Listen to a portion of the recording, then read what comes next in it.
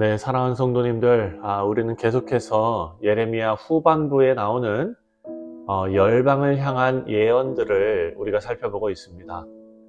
유다뿐만 아니라 하나님께서 예레미야를 통해서 애굽과 블레셋, 모압 등등 다른 나라들을 향해서도 예언을 하게 하십니다. 사실 오늘 우리가 살펴보는 48장은 그 쓰여진 시기가 불분명한 그런 부분입니다. 하지만 이 예언이 모압에 선포된 그 시기는 모압이 바벨론에 의해서 멸망하기 이전이라는 것은 분명합니다. 모압은 유다가 바벨론에 멸망한 후에 몇 년 지나지 않아서 멸망합니다. BC 582년에 멸망을 하죠. 유다는 BC 586년 아닙니까? 그러니까 4년 후에 멸망한 것입니다. 예레미야서에 나온 이 모압에 대한 멸망은 바벨론에 대한 멸망 다음으로 긴 분량으로 기록되어져 있습니다. 여러분, 이것으로 우리가 유추해 보면 모압은 하나님의 백성들에게 악한 영향을 끼친 나라였다라는 것을 알 수 있습니다. 왜냐하면 하나님의 저주의 말씀, 심판의 말씀, 멸망의 말씀이 바벨론 다음으로 길게 쓰여져 있기 때문입니다.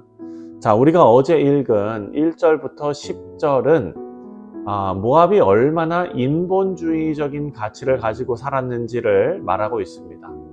모압이 멸망할 때 그 나라가 당할 끔찍한 참상에 대해서 예언하고 있는 부분입니다. 자, 오늘 본문은 아니지만 우리가 48장 3절과 4절을 한번 읽어보겠습니다. 3절과 4절을 보면 모압 전 지역에 하나님의 심판이 들려오게 되는데요. 그 공포의 절규에 대해서 말을 하고 있습니다. 3절과 4절 말씀을 보면 호로나임에서 부르짖는 소리여 황폐와 큰 파멸이로다. 모압이 멸망을 당하여 그 어린이들의 부르짖음이 들리는도다. 자, 앞에서도 말씀드렸지만 모압이 심판받는 이유 중에 하나가 바로 인본주의입니다. 7절 말씀을 보면 잘 나와 있는데요. 7절에 내가 내 업적과 보물을 의뢰함으로 너도 정복을 당할 것이요 그모스는 그의 제사장들과 고관들과 함께 포로되어 갈 것이라. 사랑하는 성도님들, 하나님의 말씀은 모압을 비롯한 우리 모두에게 경고하고 있습니다. 우리의 7절에 나온 대로 우리의 업적과 우리의 보물을 의뢰하면서, 다시 말해 우리의 힘과 그리고 우리 자신을 의지하면 우리도 정복당하게 될 것이다 라는 말씀입니다.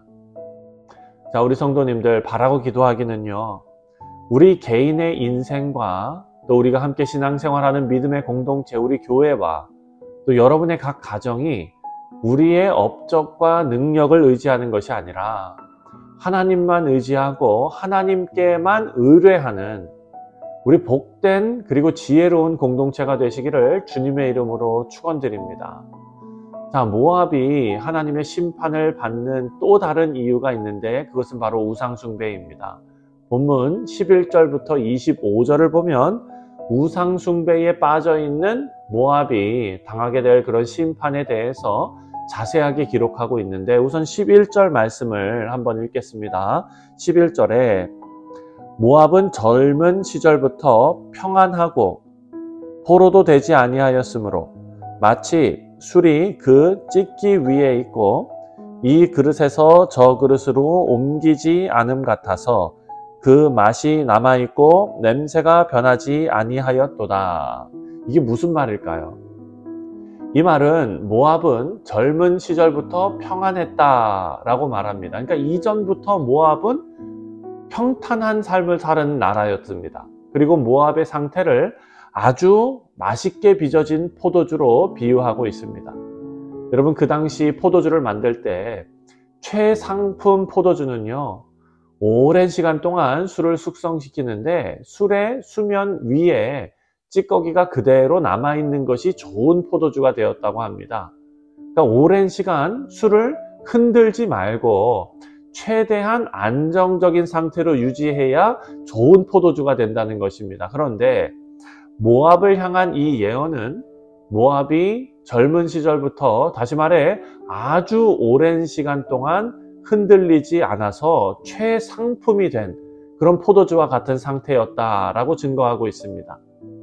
여러분, 사실 이 말씀이 맞습니다. 왜냐하면 모압의 위치가 높은 산 위에 위치한 나라입니다. 고원지대에 위치한 나라였기 때문에 그 특성상 다른 나라가 공격하기가 쉽지가 않습니다. 여러분 생각해 보십시오. 전쟁을 하는데 산 밑에서 산 위로 치고 올라가면서 공격하는 것은 너무나 어려운 일입니다. 큰 돌을 굴려버리면 많은 피해를 입게 되지 않겠습니까?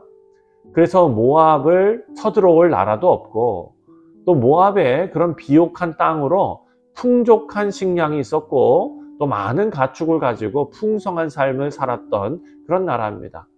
그런데 이 모압을 향한 하나님의 말씀을 보면 인간적으로 생각하면 가장 좋은 상태인 평안 그리고 풍족함이 모압에게는 하나님의 시선으로, 또 하나님의 증언을 보면 이것이 모압에게는 가장 큰 위험 요소였다라는 것입니다. 아이러니하죠. 평안하고 풍족하고 화평해, 그런 나라가, 그런 상태가 가장 큰 위험 요소였다라는 것입니다. 자, 모압에게는 고난도 시련도 없었는데 그것이 그들의 삶의 가장 큰 위협이라는 것입니다. 12절을 보면 이렇게 평온한 모압에게 술을 옮겨 담아버리는 사람을 보내시겠다 말씀하십니다. 이제 이 평안한 모압을 뒤흔들어 놓을 나라를 보내서 술그릇을 비우시고 병들을 깨뜨리시겠다라고 예언하게 하십니다. 자, 사랑하는 성도님들, 제가 몇 년 전에 미국 중부를 여행한 적이 있습니다. 사막에 아주 길게 뻗어 있는 그런 고속도로를 달리는데요. 차도 없고 방향을 바꿀 필요도 없습니다. 그냥 직선으로 똑바로 넓게 펼쳐져 있는 고속도로였습니다. 거기를 운전하면서 여기는 운전하기 참 편하겠다라는 생각을 했는데, 여러분, 고속도로 표지판에 이곳은 사고가 나면 죽을 확률이 거의 100%입니다 라고 경고하는 메시지가 쓰여져 있었습니다. 여러분, 우리가 살고 있는 이 뉴욕처럼 복잡하고 골목골목 길도 많고 길도 좁고 이런 것을 운전하는 것도 아닌데 이렇게 뻥 뚫려 있는 고속도로가 더 위험하다는 것이 이해가 되지 않지요. 하지만 여러분, 길이 너무 좋고 똑바르기 때문에 안전운전을 하지 않고 방심해서 사고가 나면 큰 사고가 나고 생명을 잃는 사고가 난다는 것입니다. 우리 사랑하는 성도님들, 모압을 향한 하나님의 말씀을 통해서 우리의 인생의 고달픔이, 시련이, 장애물이 하나님께서 우리에게 주시는 복이라는 것을 깨닫게 됩니다.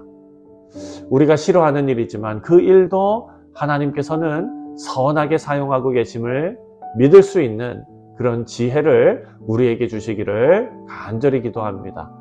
자, 17절 말씀을 보면은요, 그렇게 평안했고 아무런 문제가 없을 것 같았던 모압의 멸망을 하나님께서 보시면서 모든 사람들이 이렇게 말하게 하십니다. 17절에 그의 사면에 있는 모든 자여, 그의 이름을 아는 모든 자여, 그를 위로하며 말하기를 어찌하여 강한 막대기, 아름다운 지팡이가 부러졌는고 할지니라.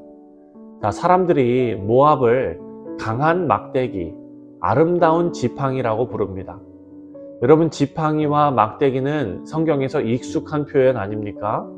다윗이 하나님을 선한 목자로 부르면서 하나님께서 지팡이와 막대기로 자신을 보호하신다라고 노래했습니다. 시편 23편이죠. 마찬가지로 강한 막대기, 아름다운 지팡이는요, 모압이 그 주변 민족들에게 큰 영향력을 끼치는 나라였다라는 것을 알 수 있게 합니다. 여러분, 실제로 모압은 자신의 영광과 풍요를 위해서 그런 영향력을 사용했던 나라였습니다. 하나님께서 이들의 인본주의적인 이 죄악을 지적하신 그 이유가 바로 이것이죠. 모압은 두려울 것이 없는 그런 나라였습니다. 이제 하나님께서는 그 강한 막대기, 아름다운 지팡이를 부러뜨리시기로 작정하신 것입니다. 우리 사랑하는 성도님들, 우리에게도 강한 막대기, 아름다운 지팡이가 있습니다. 우리 개인과 교회 공동체에 하나님께서 남들에게 영향력을 끼칠 수 있는 막대기와 지팡이를 우리에게 허락하셨습니다. 이것은 우리의 풍요와 우리의 유익만을 위해서 사용하라고 주신 것이 아닙니다. 하나님의 뜻에 부합하지 못한 인생이 될 것입니다. 만약에 그것을 우리의 유익만을 위해서 사용한다면. 자, 우리에게 허락하신 이 모든 것은 하나님께서 맡겨주신 것이고, 또 우리는 그것을 사용하고 지키고 부름받았는데, 어떤 부름을 받았느냐? 바로 청지기로 부름받았다라는 것입니다.